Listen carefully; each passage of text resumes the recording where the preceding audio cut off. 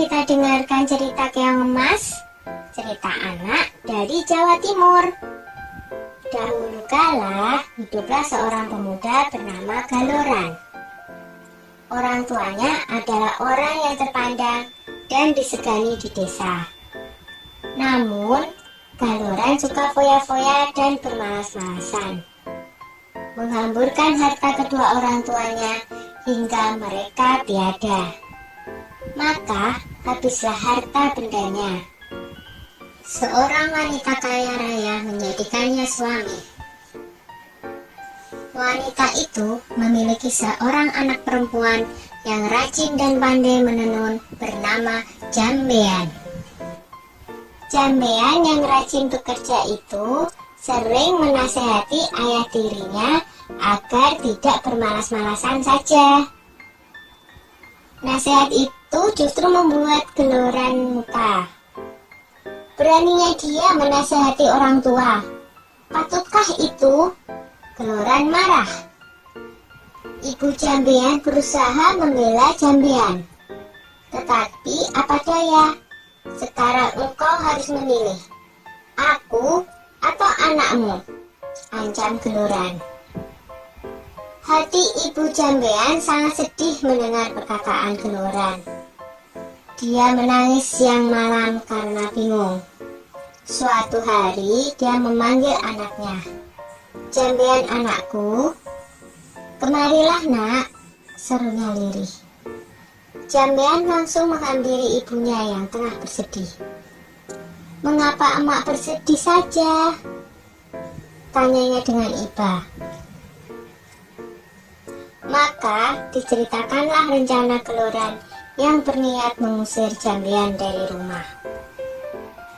Dengan sedih, Jambean pun berkata, "Sudahlah mak, jangan bersedih, biar aku yang mengalah.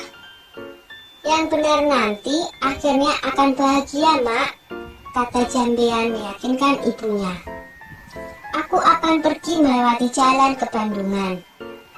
Dengan sesak tangis sang ibu mengangguk. Di malam yang gelap dan hujan lebat itu, Jambean pergi meninggalkan rumah.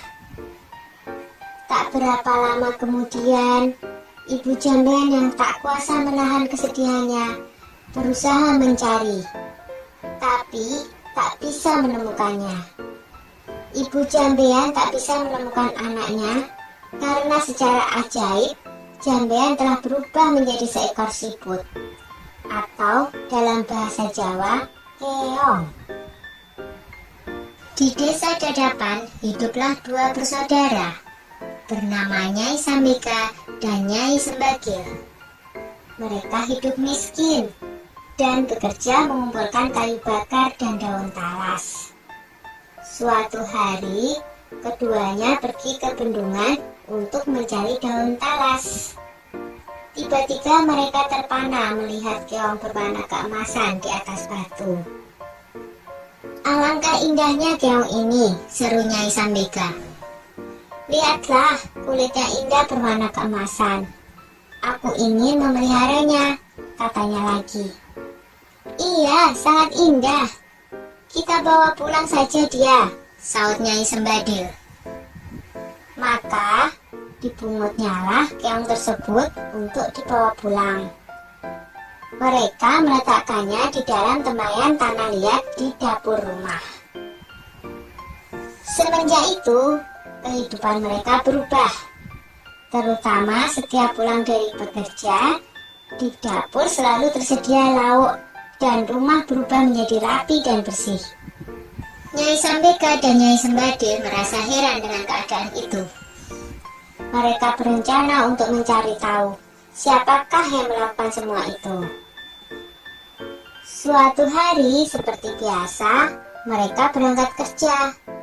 Tetapi sebenarnya mereka hanya berpura-pura pergi. Setelah agak jauh dari rumah, mereka kembali menyelinap ke belakang rumah menuju dapur. Dari dapur terdengar suara seorang sedang memasak. Keduanya sangat terkejut saat melihat seorang gadis cantik keluar dari tempayan tanah liat tempat keong emas peliharaan mereka. Tentu Tentu dia adalah jelmaan dari keong emas itu, bisik Nyai Sembaga. Ayo kita tangkap sebelum dia berubah lagi menjadi seekor keong emas, bisik Nyai Sembagil. Dengan mengendap-endap, mereka masuk ke dapur. Lalu ditangkaplah gadis yang sedang memasak itu. Jambean awalnya takut, tetapi akhirnya bisa tenang. "Siapakah kamu, nak?" desak Nyai Sambega penasaran. "Apakah kamu bidadari?" tanyanya lagi. "Bukan, saya manusia biasa.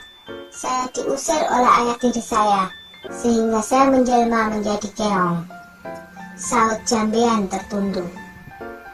Keduanya terharu mendengar cerita Jambean, apalagi melihat ketekunan gadis itu dalam bekerja dan kebaikan hatinya.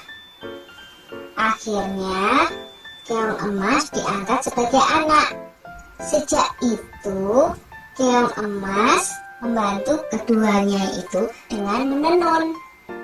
Tenunannya sangat indah dan bagus, sehingga terkenal sampai ke seluruh negeri. Karena hasil tenunannya itu juga, kedua nyai tersebut menjadi bertambah makmur. Tenunan Jambean yang indah itu terkenal sampai ke ibu kota kerajaan. Sang raja muda sangat tertarik dengan tenunan buatan Jambean, hingga raja memutuskan untuk melihat sendiri proses pembuatannya dan pergi meninggalkan kerajaan dengan menyamar sebagai saudagar kain. Akhirnya, tahulah raja perihal keong emas itu.